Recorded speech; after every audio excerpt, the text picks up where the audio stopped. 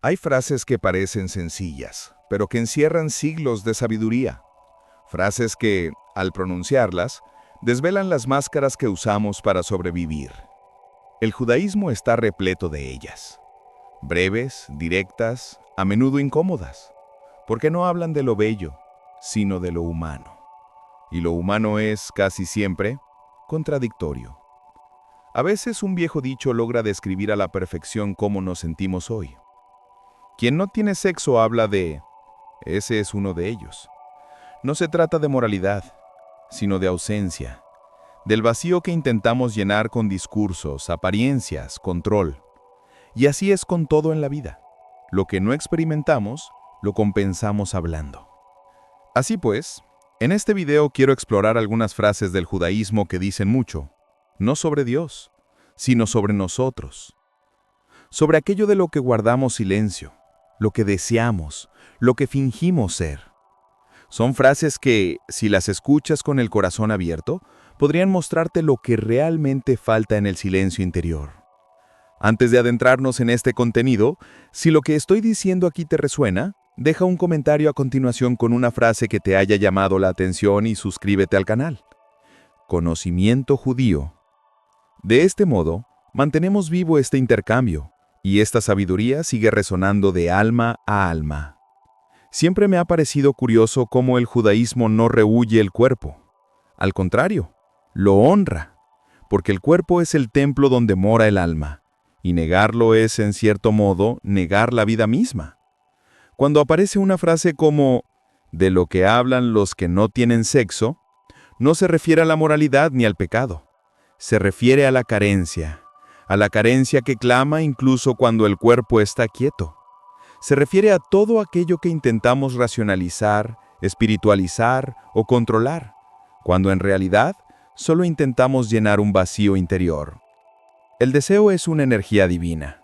No hay nada de malo en sentir, querer, buscar placer. El problema surge cuando se reprime el deseo, porque lo reprimido se transforma en discurso, juicio y control sobre los demás. La tradición judía siempre ha entendido que el equilibrio no reside en negar el deseo, sino en dirigirlo. Es como el fuego, calienta o destruye según cómo se use. Y lo que muchos llaman pureza, a veces no es más que miedo disfrazado de virtud. Cuando el deseo no encuentra expresión, se transforma en ruido. Ruido de opiniones, ruido de críticas, ruido de doctrinas. Se empieza a hablar de pureza, de moralidad, de castidad, no porque se esté en paz, sino porque se está en guerra. El Talmud ya decía que a un hombre se le mide por lo que le molesta. En otras palabras, lo que más te irrita de los demás es casi siempre lo que no has resuelto en ti mismo. Y no hay nada más revelador que observar lo que despierta tu juicio. En definitiva, la expresión «de lo que hablan los que no tienen sexo» es una metáfora de la proyección. Se refiere a la distancia entre lo que uno desea y lo que uno se permite experimentar. Es el mismo mecanismo que hace que quien reprime la ira se convierta en la persona más pacífica, hasta que explota. El judaísmo siempre ha hablado de tikkun, la corrección interior. Y quizás la mayor corrección de todas sea dejar de señalar hacia afuera lo que debe mirarse hacia adentro. Porque el deseo, cuando se acepta, se transforma en fuerza creativa. Pero cuando se niega, se convierte en resentimiento. Lo que enseña el judaísmo no es a negar el placer, sino a elevarlo, a transformar el instinto en conciencia. El sexo, el poder, el dinero, todas estas son energías neutras hasta que la conciencia humana las transforma en luz o sombra. Y es en este punto donde la frase se convierte en un espejo. Lo que niego en mí mismo, tarde o temprano empieza a hablar por mí. Esta frase siempre me impacta cuando empiezo a culpar al mundo. Es mucho más fácil señalar con el dedo, pensar que los demás se equivocan, que el sistema es injusto, que los tiempos son crueles. Pero el judaísmo enseña que el mundo exterior es solo un reflejo de lo que aún no hemos visto en nuestro interior.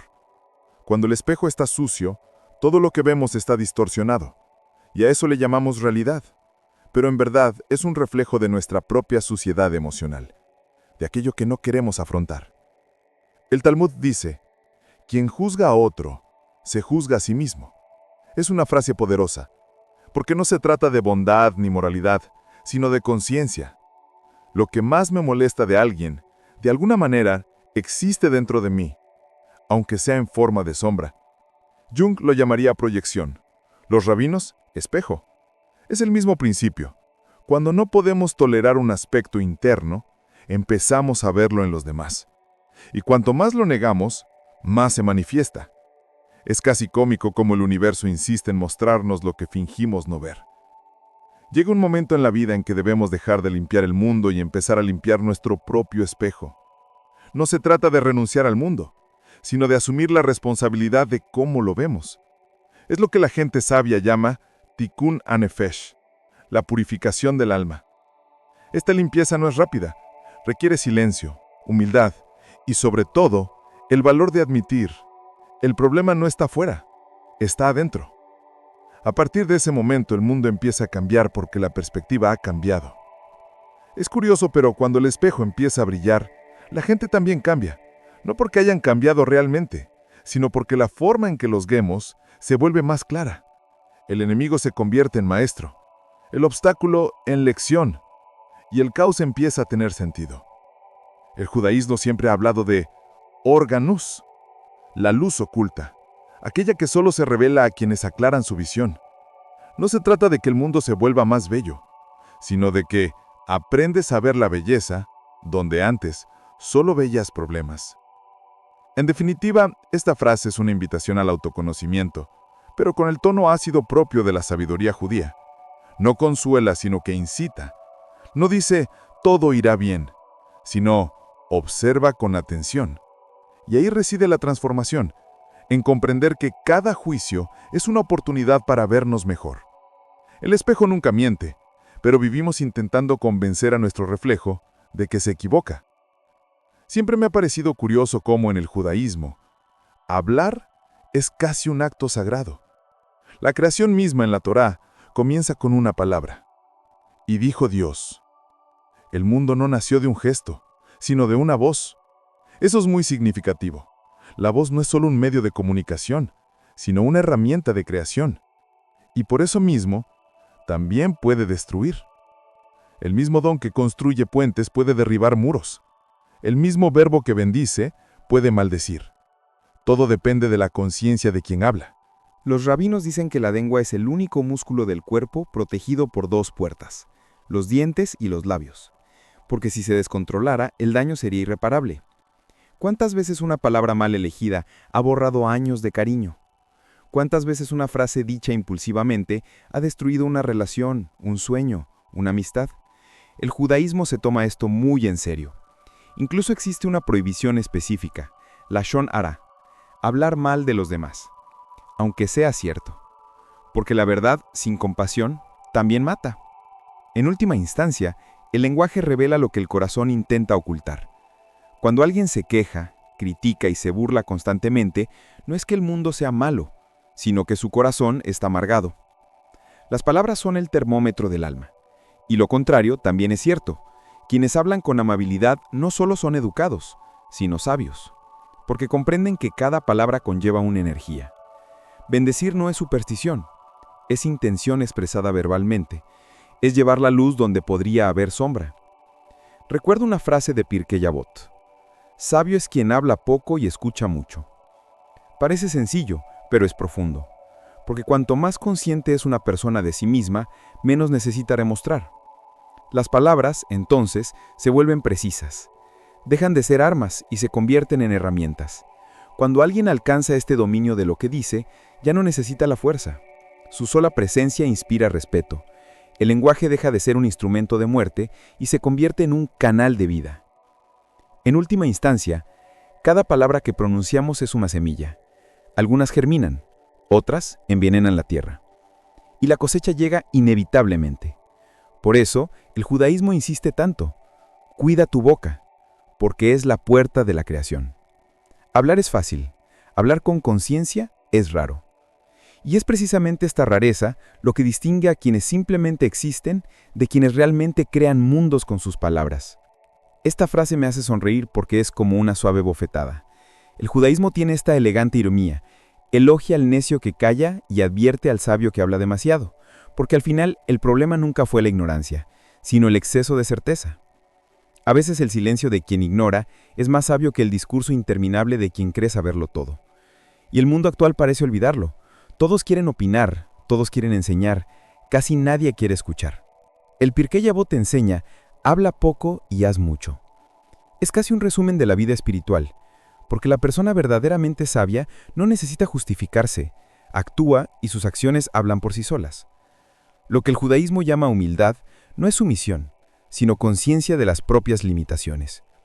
Es saber que hay cosas que ni siquiera la razón puede comprender, y por lo tanto, el silencio se convierte en el espacio de la sabiduría.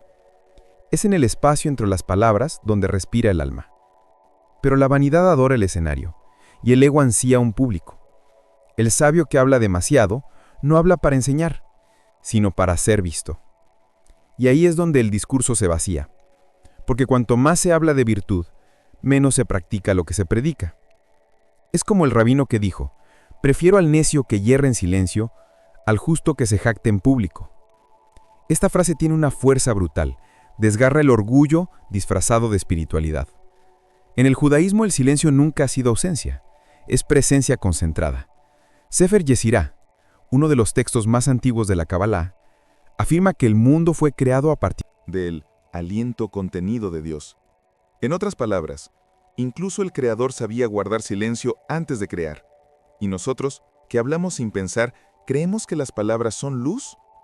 Lo cierto es que, a veces, el silencio es la oración más poderosa. Protege, sana y revela lo que el ruido oculta. Quizá por eso, los antiguos sabios hablaban poco y vivían tanto. Su silencio no era ignorancia, sino reverencia, porque quien comprende el peso de una palabra, la mide antes de pronunciarla. Al final, el necio que calla está más cerca de la sabiduría que el sabio perdido en la vanidad. El silencio es la pausa donde lo divino se manifiesta, y pocos tienen la paciencia para escuchar ese sonido. El judaísmo nunca ha considerado el perdón como un acto de debilidad. Al contrario, lo ve como una forma de liberación. Pero es un perdón distinto al que promueve el mundo moderno. No se trata de dejarlo pasar ni de fingir que no dolió. Se trata de examinar la herida conscientemente, comprender lo que nos enseñó y transformarlo en sabiduría. Perdonar no es borrar el pasado, sino sanar la relación con él. Y solo quienes lo afrontan, sanan. Quienes huyen, lo repiten. Quienes olvidan, lo repiten con más fuerza. No en Yom Kippur. En Yom Kippur, el día del perdón, no le pedimos a Dios que borre los errores del pasado, sino que purifique el alma, para que no lo repita.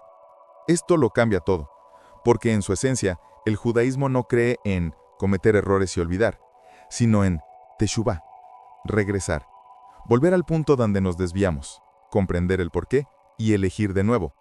Es casi como repasar los pasos pero con la mente clara. Y este proceso es doloroso porque exige responsabilidad. No hay verdadero perdón sin un reconocimiento sincero. Olvidar, en cambio, es más fácil, pero olvidar es traicionero. Da una sensación de alivio, pero es el mismo alivio que esconder la suciedad debajo de la alfombra. Se vuelve invisible, pero no desaparece. El resentimiento, la culpa y el miedo permanecen, esperando una nueva oportunidad para manifestarse. Lo que no se sana repite el patrón, y por eso la Torá insiste tanto en la memoria. Recuerda y no olvides. Recordar es mantener viva la conciencia de lo que nos hirió, no para sufrir, sino para evitar caer en la misma trampa. El perdón, en su esencia, es un acto de madurez espiritual. Es comprender que el dolor fue el medio, no el fin, que incluso la ofensa fue una oportunidad para crecer. Y esto no tiene nada que ver con justificar a la otra persona, sino con liberarse de la prisión emocional que creó en nuestro interior. El Talmud dice, quien perdona a su prójimo, recibe el perdón de sus propios pecados. Es un ciclo. Al liberar a la otra persona, te liberas a ti mismo. Por eso el judaísmo no te pide que olvides lo que te dolió, sino que te transformes. Olvidar es amnesia, perdonar, alquimia. Uno borra, el otro ilumina. Quien olvida inevitablemente repite porque el destino es el maestro que regresa con la misma lección hasta que el alumno comprende. Pero quien perdona, sana. Y al sanar, abre espacio para un nuevo presente. Uno que no ignora el pasado, sino que lo honra con conciencia. Esta es una de las frases más liberadoras del judaísmo, porque durante mucho tiempo aprendimos a asociar a Dios con la responsabilidad, como si fuera un juez implacable, con una lista en mano anotando cada error que cometemos. Pero la sabiduría judía enseña lo contrario. Dios no espera que siempre tenga razón, espera que no me detenga. Los errores No me condenan, me enseñan. El fracaso no me define, me reposiciona. Lo que realmente importa es la dirección, no el resultado. La Torá nunca trató de perfección, sino del camino. Las grandes figuras bíblicas, Abraham, Moisés, David, cometieron errores, pero lo que las engrandeció fue su constante recuperación. Cayeron, pero se levantaron. Precisamente de eso se trata, un retorno al centro, un redescubrimiento del propósito. En el judaísmo la santidad no consiste en la perfección, sino en permanecer en un proceso de transformación. Consiste en comprender que cada paso, incluso el tortuoso, puede conducir a la luz si el corazón se vuelve hacia ella. El perfeccionismo en realidad es una forma disfrazada de orgullo. Es como si dijera, no puedo equivocarme. Y cuando se comete un error, porque siempre ocurre, se transforma en culpa. La culpa paraliza, no corrige, sino que aprisiona. Dios no obra a través de la culpa, obra a través de la conciencia. Por eso los rabinos decían que ni siquiera el justo perfecto puede llegar al lugar al que se encuentra el penitente, porque quien erró y resucitó conoció las profundidades del alma.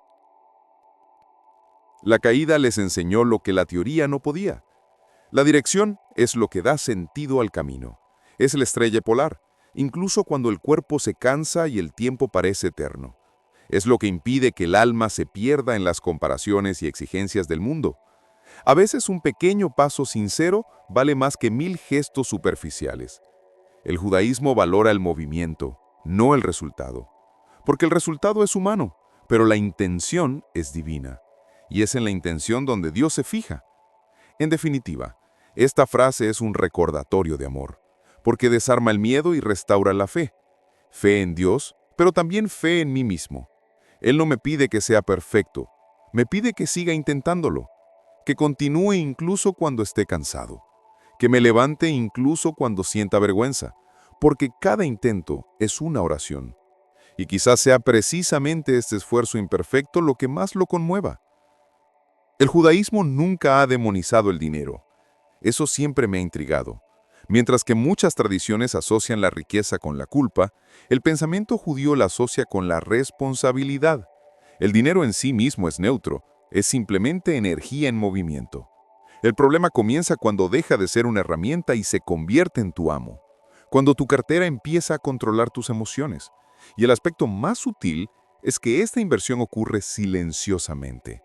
Crees controlar el dinero, pero es el dinero el que decide lo que haces, con quién te relacionas, qué valoras e incluso qué temes perder.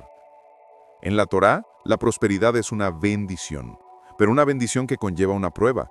Porque el verdadero desafío de la riqueza no reside en adquirirla, sino en conservar la humanidad después. El dinero revela el carácter, amplifica lo que ya existe. Quienes son generosos con más recursos multiplican el bien. Quienes son egoístas multiplican el vacío. Por eso el judaísmo enseña el concepto de tzedakah. Dar no es caridad, es justicia. No se da porque sobre dinero, se da porque es lo correcto. El dinero debe servir a su propósito, no al revés. Lo más interesante es que el judaísmo considera el trabajo sagrado. Trabajar no es un castigo, sino una alianza con lo divino. Cuando alguien crea, construye o sirve, manifiesta la chispa creativa que proviene de Dios. Pero cuando el trabajo se convierte en una obsesión, se pierde el propósito. El alma empieza a medirse por su saldo bancario, y entonces el dinero ya ha ganado, porque empieza a dictar el valor de una persona, como si tener fuera más importante que ser. Y nada es más espiritual que restaurar ese equilibrio. Los antiguos rabinos solían decir, la riqueza que no trae paz es pobreza disfrazada. Y es cierto, porque hay personas adineradas que viven en una carencia emocional, atrapadas por el miedo a perder lo que tienen, esclavizadas por la comparación, la envidia y la prisa. El dinero, cuando domina, no libera, sino que aprisiona. Pero cuando se usa conscientemente, se transforma en un instrumento de conexión, dignidad e incluso espiritualidad. El mismo oro que construye un templo puede construir una prisión. La diferencia radica en la intención de quien empuña el martillo. En última instancia, el dinero solo revela quién tiene el control. Si sirve, es una bendición. Se impone, se convierte en un ídolo. El judaísmo no te dice que elijas entre espiritualidad y prosperidad. Te invita a integrar ambas. A ser un canal, no un depósito. A dejar que el dinero fluya como un río, no que se estanque como un lago. Porque cuando el dinero sirve, multiplica la vida. Pero cuando impone, te hace olvidar el verdadero significado de vivir. Esta es quizás una de las frases más incomprendidas de toda la Torá. Todos citan, ama a tu prójimo como a ti mismo, como si fuera algo sencillo. Pero nadie habla de la condición oculta que encierra, como tú. Y ahí radica el problema. Porque si no me amo a mí mismo, ¿qué le ofrezco a la otra persona?